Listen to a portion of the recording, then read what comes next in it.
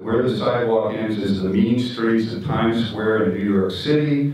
Dana Andrews is a damaged, temper-prone NYPD detective who gets himself in a terrible fix. A great supporting cast, Tom Tully as Gene Tierney's father. Lee Cobb turned it down. Gary Merrill, right around the time he appeared in All About Eve and fell in love with Betty Davis and married her.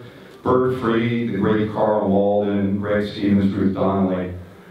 But it's really Dana Andrews that is front and center in this film. And tonight, please give a warm welcome to the daughter of Dana Andrews, Susan Andrews, who's here for us.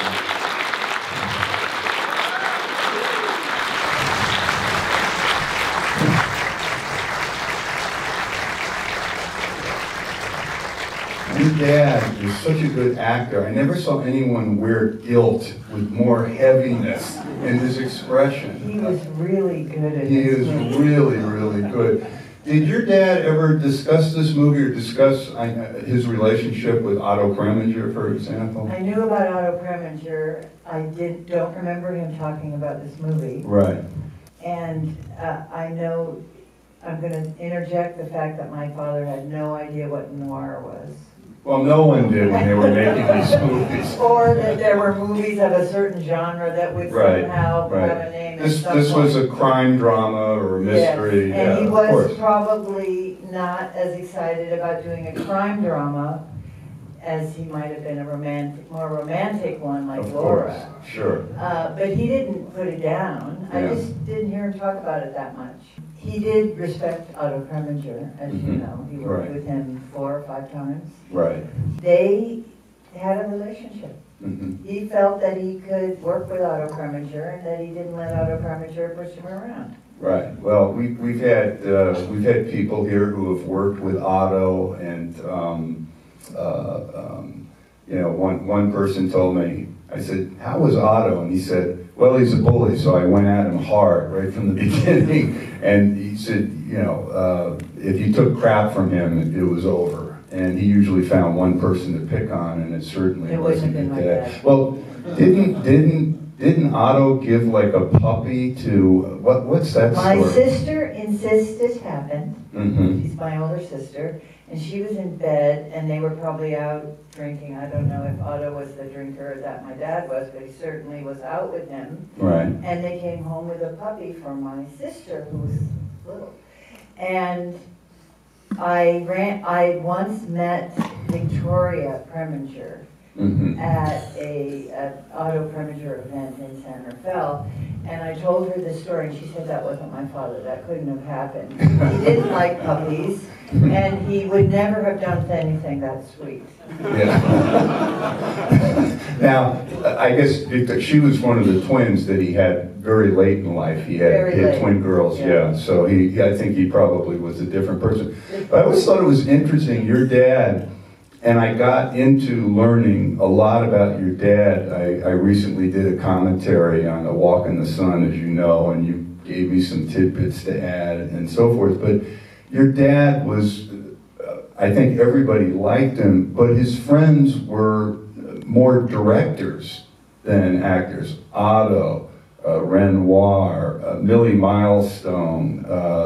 What do you recall? Jacques Tourneur. Yeah. That was his best friend. Jacques Tourneur was his best friend. And so, what do you recall from those days? I know your dad was a sailor, you had a boat, growing up in Hollywood. Well, Jacques Tourneur was his sailing partner, and Jacques didn't have a boat, but Jacques was always sailing with my father, and they went off to Baja California, and Jacques did a film of it. Really? And he was his best friend. He talked about Otto Preminger. Millie Milestone was a good friend of his. Oh, yeah. And so, yeah, he admired the directors, and I guess it just worked out for him. Yeah. He had actor friends, but they were the kind that when they come to the house, like for a party, which we didn't have very many, my siblings and I would say, these are people that we saw on TV all the time, because they were not stars. They were character actors. They were character actors. Right. My parents maybe knew them from the Pasadena Playhouse, or they were in a theater company called the 18 Actors. And a lot of people that you might, if you're anywhere near my age, you would have grown up with these people on TV. Right. So we got a kick out of it when they came over. He was also friends with Lloyd Bridges, who would always come because he was in several. I think, was Lloyd Bridges in Walk in the Sun? Oh yes, Yeah, Lloyd was in there, and of was. course Norman Lloyd. I'll never forget. Norman Lloyd. We had Norman Lloyd here twice, and I was privileged to host a 100th birthday celebration for him at the Aero Theater. And I said, "What movie do you want to see besides Saboteur, Norman?" And he said, "Oh, Walk in the Sun." So we got a print and showed that, and we were doing this, and I said something about your dad, and he got very uncharacteristically emotional, and he said, "Dana Andrews was a prince of a fellow," and I just loved him, and my wife loved him, and it was very touching. He really thought so highly of your dad. Yeah, Carl Rollison, who wrote the biography, said the same thing when he talked to. Yeah. Now your dad, he came from very humble beginnings. Talk a little bit about how he made the transition from I believe he came from a religious family, Texas, and ended up in Hollywood. How did that work? Well, let me first tell you that his father, who was a preacher, and he was kind of like Elmer Gantry kind of person, not such a great guy. And he said, whatever you do, don't ever drink or be in the movie, or have anything to do with movies. How'd that work? Not very well. Yeah. No alcohol, no movies. Right. So he was one of 13 children from his saint of a mother and this guy that was a preacher, and he was C.F. Andrews. And I think Dad was the third, maybe fourth, but third of the children, and only 9 lived to adulthood. They were all, I was thinking about it today, because I thought this might come up, they were all very well educated. I think education was really important to the family and the father. Right. And they all became businessmen and school principals, actually. 3 of them were school principals, and as was I. So, but when he went to Sam Houston State Teachers College in Huntsville, and he acted there. And his acting teacher told him he should go to Hollywood. I'm sure that's happened to other people in Texas and little towns. And he was happy to leave a little town in Texas. He hitchhiked to Hollywood. He was picked up by a truck driver at some point and was told, well, if you're going to Hollywood, you're going to need a suit. So the guy stopped, I think, in Oklahoma and bought him a suit. And he went out to LA, and it took him about 7 years. He famously worked in a gas station, and the gas station, among other jobs, and the gas station owners funded him to go to acting school and singing school. My father was an opera singer. Yes. He didn't want A lot of people don't realize that. In fact, I think it was State Fair where they were going to have your father do the singing, but because he wanted to make sure that everyone got work, he said, no, let so-and-so dub my voice. I read that. Well, that's a nice way of putting it. Yeah. I think that he didn't want to be known as a singing actor. I see, yeah. Because that isn't the image he wanted of himself. Right. And he had to, I understand he had to work really hard to get rid of the Texas drawl. Yeah, and I noticed in a few scenes in this movie, which I thought he was great in, very proud of him in this movie, that he had the theater speech drop of the R in a few important lines, that character, Mark Dixon, wouldn't have talked that way. Yeah. But, people probably didn't care. I thought it was fine. But I thought it was interesting because this guy had a strong Texas accent. And he worked at getting rid of it. It's been postulated that this is kind of a continuation of Laura, even though the story and the character is different. This is, the same detective years later, after he becomes embittered and so on and so forth, it's a continuation.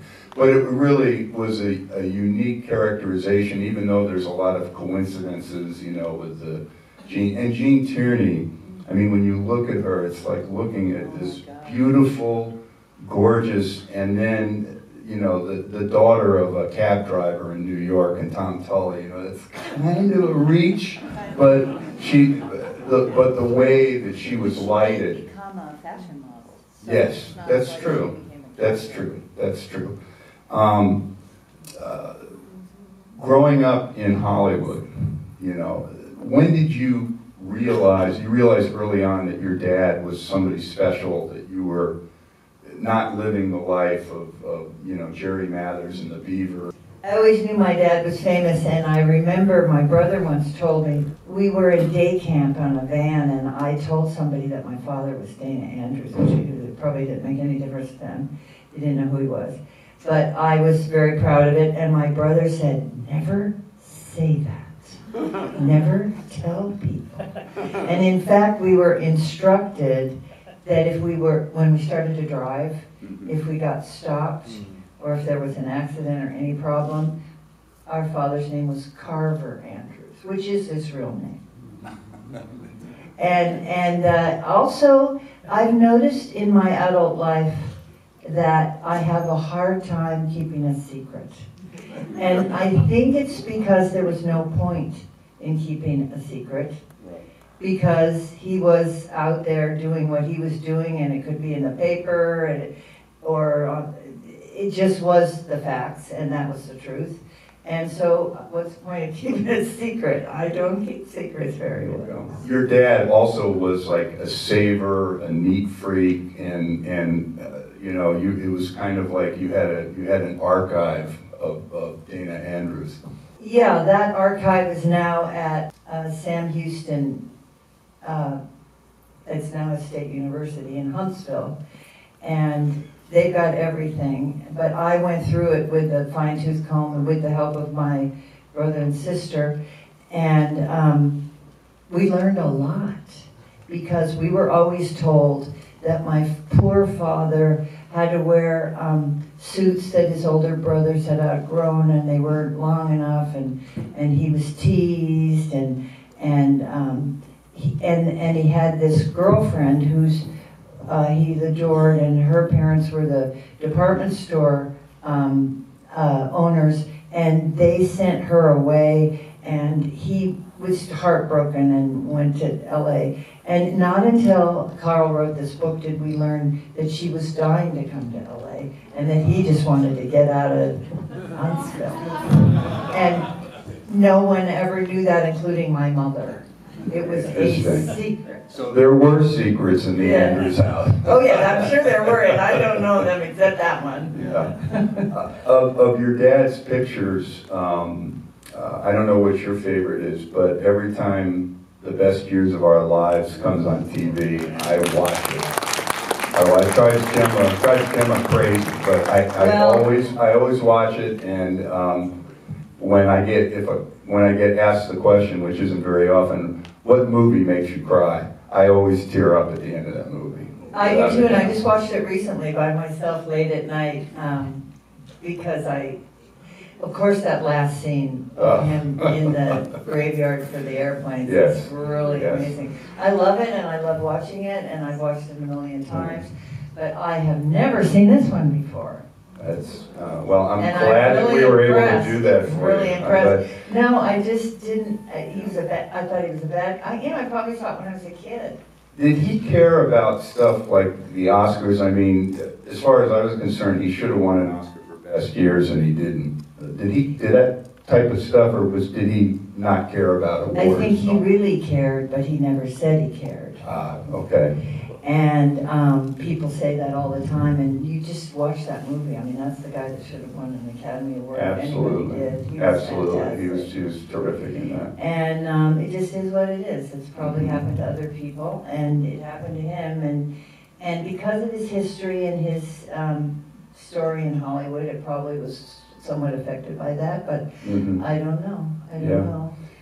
I remember. But the guy with the hooks got 2 Academy Awards. Yes, yes, Harold Russell. Yeah. Yeah. Harold. A special one and the best supporting, yeah. And Dad used to coach him after work and stay with him and help him. Oh, I'm sure he But did. he was good. When I watched it recently, you got to admit, Yeah. he was good. Well, you know, originally that role was going to be played by someone who had shell shock, battle fatigue, as they called it in that day before, PTSD. And that was our friend Dick Erdman, the late Dick Erdman, and he was going and he was being tested by Weiler, and then of course Jack Warner got involved, and we won't lend him out and all this other stuff. But he was going to go play that part, and then Weiler read about Harold Russell losing his hands in an ordnance accident. And then, you know, and I remember I said, did that bother you? He said, yeah, that kept me awake for a while, not being in a movie that won 8 Oscars. Yeah. Yes, but they gave the shell shock to my father. Yeah, exactly. That's exactly what happened. Yeah. I remember when I was in high school, and I was sitting watching TV with my parents, and all of a sudden an ad comes on with your dad for the Department of Transportation, I think. And it was a don't drink and drive message. And he said, essentially, I'm Dana Andrews and I'm an alcoholic. And we watched that. And in those times, nobody did that. And my father said, that guy's got a lot of guts. Well, I admire that. He had a lot of guts and he had a lot of class.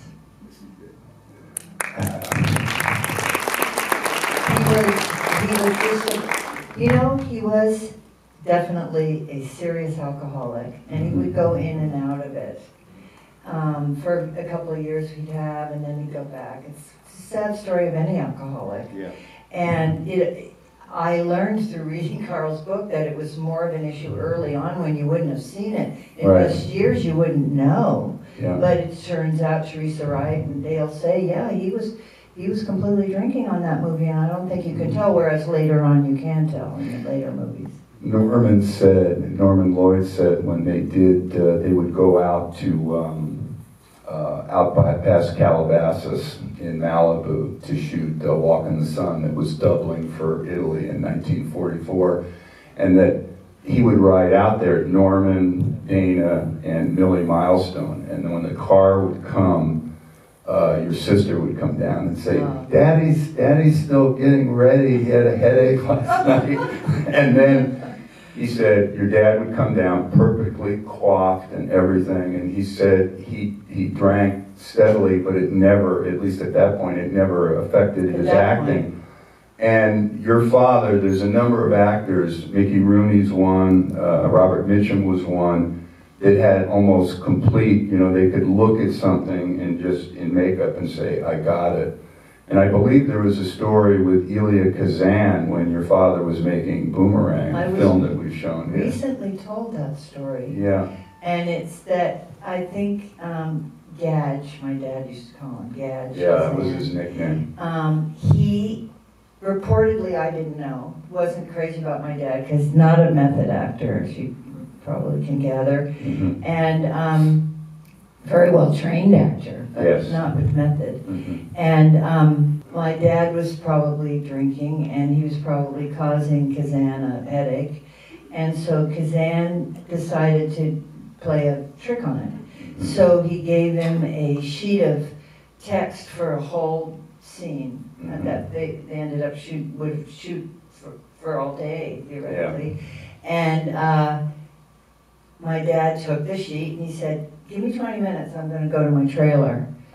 And he did, and he went and he came back and he knew it all. And they kept it in the movie. Yeah, I think it was that whole courtroom scene where he cross-examines and has the gun fired, proves that the firing pin was bad and all of that. And he did that in one take. One take. Yeah. I mean, it's phenomenal. I did not inherit that memory. And another story about your dad that I really like is he would always take up for his fellow actors. including when Elizabeth Taylor was taking all this incoming with the Richard Burton and Cleopatra, and she got paid, I think it was the first actress that got paid $1 million. Yeah, for Cleopatra. Yeah, yeah. And I asked my dad, I said, so everybody says she's making $1 million. And he said, she's the one that's bringing in the dollars to the theater. And if she wasn't there, the producers wouldn't get their money. So she deserves to get $1 million, and the producers they'll get their $1 million too, but that she's the one who should get it first. And my son told me just recently, he and my father were very close, and he told me that when he was little, he asked my dad, who was the most beautiful actress you ever worked with, and he said, Elizabeth Taylor. Your dad had very good taste, obviously. So looking back, what do you think your father's professional legacy is when you see these films? Here we are in 2021, and you're enjoying a performance that you really hadn't seen him do, his versatility. What do you think his legacy is as an actor? I think he's one of the best movie actors of the 20th century. There's no doubt. Well, thank you, Alan. I mean, he is. He is. Actually, Eddie was, who I got to sit next to, so that was fun. Of course. Because he was in my ear a couple Yes. times. And he called him the best eye actor. And I have to admit, Yeah. those are some amazing eyes that he knew how to use as an actor. I don't know what his legacy is. I used to think his legacy would be the actor that had a terrible alcohol problem, but I don't anymore think that. He transcended that because he conquered it. He did. In fact, the last 20 years of his life, he was sober. Yeah. And he had sober periods, and he had made that ad and admitted he was an alcoholic before anyone did that. Right. And I remember my parents saw him. Didn't he travel with your mother doing Our Town?